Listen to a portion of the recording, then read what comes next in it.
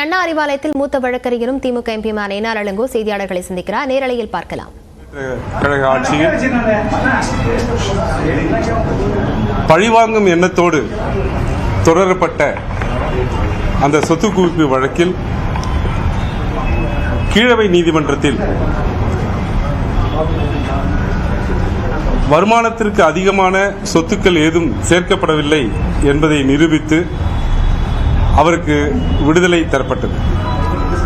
அந்த விடுதலையை எதிர்த்து அப்போதைய அண்ணா திராவிட முன்னேற்ற கழக அரசு தாக்கல் செய்திருந்த மேல்முறையீட்டு வழக்கில் விசாரணை முடிந்து நேற்றைய முன்தினம் சென்னை உயர்நீதிமன்றத்துடைய மாண்புமிகு நீதிபதி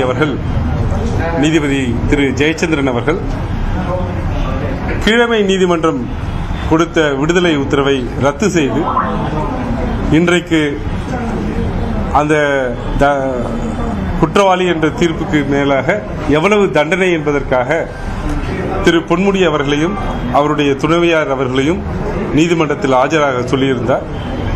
ஆஜரான பிறகு இத்தனை வருட பழைய வழக்கு, அதாவது 2011 இதுவரை நிலுவையில் இருப்பதாலும் அவருடைய வயதை கருத்தில் கொண்டும் கீழமை நீதிமன்றம் விடுதலை செய்திருக்கிறது, அதை உயர்நீதிமன்றம் மாற்றி எழுதியிருக்கிறது போன்ற காரணங்களால் 3 வருட சாதாரண சிறை தண்டனையும் 50 லட்சம் ரூபாய் அபராதமும் விதித்து அந்த சிறை தண்டனையை 1 மாதத்திற்கு நிறுத்தி வைத்துள்ளார்.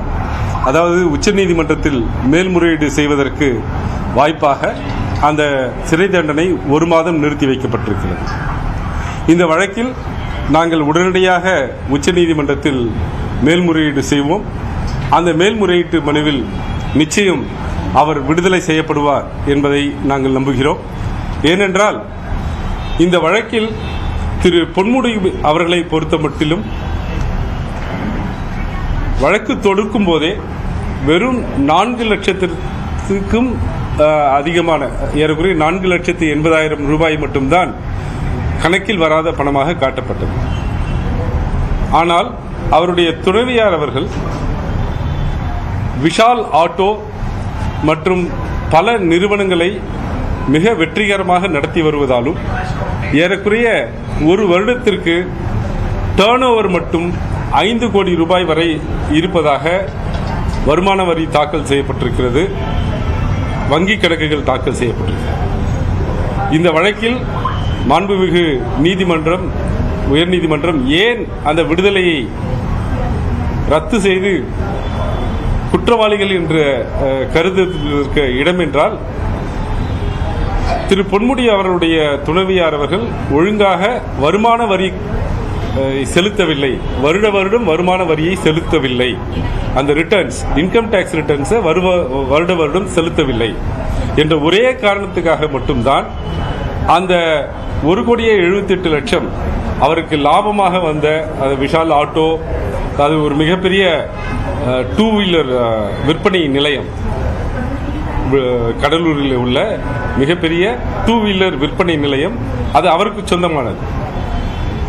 சொல்லப்போனால் திரு பொன்முடி அவர்கள் மீது 2006-11 தாக்கல் செய்யப்பட்ட வழக்கு இது. 96-2001 அவர் வருமானத்திற்கு அதிகமாக சொத்து குவித்ததாக இன்னொரு வழக்கு தொடரப்பட்டிருந்தது.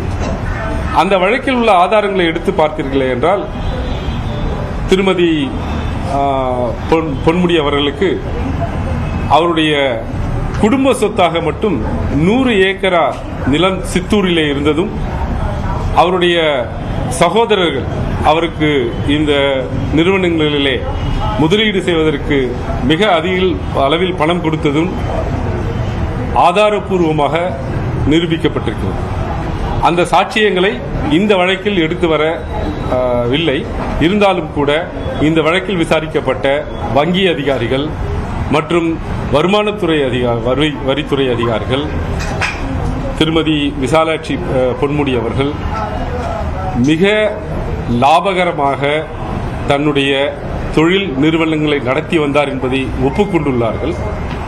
அதில் 5 கோடி ரூபாய்க்கு மேலாக ஒரு வருடத்திற்கு வியாபாரம் நடத்தப்பட்டிருக்கிறது என்ற விவரங்கள் மிக தெளிவாக நிரூபிக்கப்பட்டிருக்கிறது.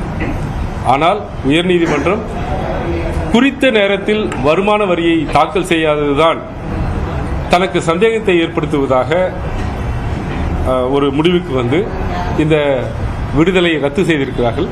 இந்த வழக்கில் நிச்சயமாக திராவிட முன்னேற்ற கழக சட்டத்துறையின் சார்பில் மேல்முறையீடு செய்து மிக விரைவில் திரு பொன்முடி அவர்களுக்கு விடுதலையை மீண்டும் எடுத்து தருவோம் என்பதை உங்களுக்கு தெரிவித்துக் கொள்கிறேன்.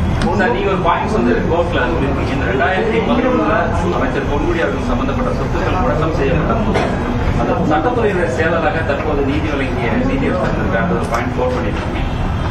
இதன் மூலமா ஏதாவது நம்மளுக்கு ஏதாவது கெயின் கிடைக்குதா? இல்லை, நான் சொல்றேங்க. அதாவது நாங்கள் ஒரு அது சட்டத்தில் வந்து லேட்டன்ட் பயஸ்ன்பாங்க. எங்களை பொறுத்தவரை மாண்புமிகு நீதிபதி அவர்கள் அப்பழுக்கற்றவர். அவர் வந்து எந்த சந்தேகத்திற்கும் அப்பாற்பட்டவர். ஆனால் சட்டத்தின்படி அவர் சட்டத்துறை செயலாளராக அண்ணா திராவிட முன்னேற்ற கழக ஆட்சியில் இருந்தபோது அவர் சட்டத்துறை செயலாளராக பணியாற்றினார். அப்போது இந்த வழக்கில் இந்த சொத்துக்களை முடக்கம் செய்வது குறித்தான கோப்புகளை அவர் கையாண்டிருக்கிறார். அப்படி இருக்கும்போது அந்த பயாஸ் நீங்கள் விரும்புகிறீர்களோ இல்லையோ உங்களுடைய முடிவுகளை அந்த நேரத்தில் கோப்புகளை கையாண்ட விதம் முடிவுகளை பாதிக்கும் என்பதுதான் பயாஸ். அந்த பயாஸ் இருக்கு. ஆனால் எங்களுக்கு இந்த வழக்கை நடத்தும் போது அது தெரிய வரவில்லை. நேற்றைக்கு தான் திரு பொன்முடி அவர்களுக்கு அது தெரிய வந்தது. அதை நாங்கள் நீதிபதி அவரிடம் எடுத்து சொன்னோம். நீதிபதி அவர்கள் சொன்னார்கள், நீங்கள் அப்போதே சொல்லியிருந்தால் கூட நான் இந்த வழக்கிலிருந்து விலகி இருக்க மாட்டேன் என்று சொல்லியிருக்கிறார். இது முழுக்க முழுக்க ஒரு சட்டம் சார்ந்த ஒரு பிரச்சனை. அந்த பிரச்சனையை நாங்கள் நிச்சயமாக உச்ச நீதிமன்றத்திலும் எடுக்கிறோம்.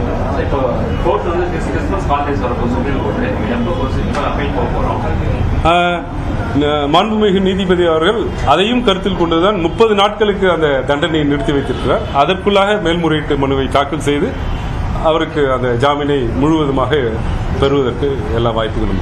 அமைச்சர் பொன்முடி அவர்களுடைய சொத்துல்ல அவங்க மனைவிக்கான சொத்து வந்து இவருடைய வருமானத்தின் மூலமா அதுதான் மூலதனமா அதுக்கு வந்து எந்த எவிடன்ஸுமே இல்லை.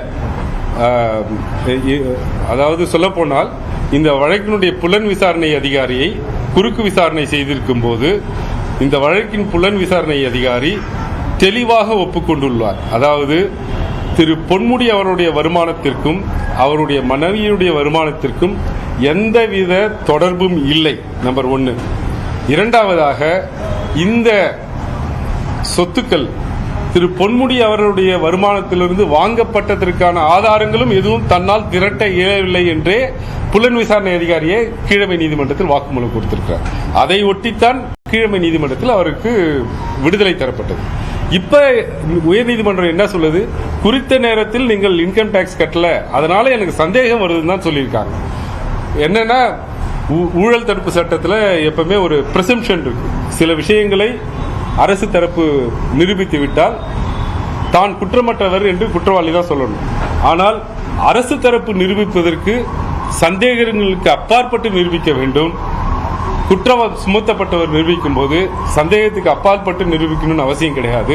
ப்ரிபாண்டரன்ஸ் அண்ட் ப்ராபபிலிட்டிஸ்ல ப்ரூஃப் பண்ணா போதும். அதையும் தாண்டி ஆவணங்களின் மூலமாக திரு பொன்முடி அவருடைய மனைவிக்கு வருடத்திற்கு 5 கோடி ரூபாய்க்கு மேலாக வருமானம் ஈட்டக்கூடிய ஒரு தொழில் இருந்திருக்கிறது என்பதை நாங்கள் நிரூபித்திருக்கிறோம். மேபி ஆடிட்டரோட அட்வைஸ்னால சரியான நேரத்தில் அவங்க இன்கம் டாக்ஸ் கட்டல. இன்கம் டாக்ஸ் கட்டலன்ட்டு இல்லை, இன்கம் டாக்ஸ் ரிட்டர்ன்ஸை ஃபைல் பண்ணல. ஆனால் அனைத்து வருடங்களுக்கும் அவங்க வந்து அட்வான்ஸ் டாக்ஸ் கட்டியிருக்காங்க. அதுவும் எவிடன்ஸ்ல இருக்கு. அதை உயர்நீதிமன்றம் கணக்கில் எடுத்துக்கொள்ள தவறிவிட்டது. அதை குறிப்பிட்டு எழுதுறாரு. ஆனா நீங்க இன்கம் டாக்ஸ் ரிட்டர்ன்ஸை சரியான நேரத்தில் தாக்கல் செய்யல.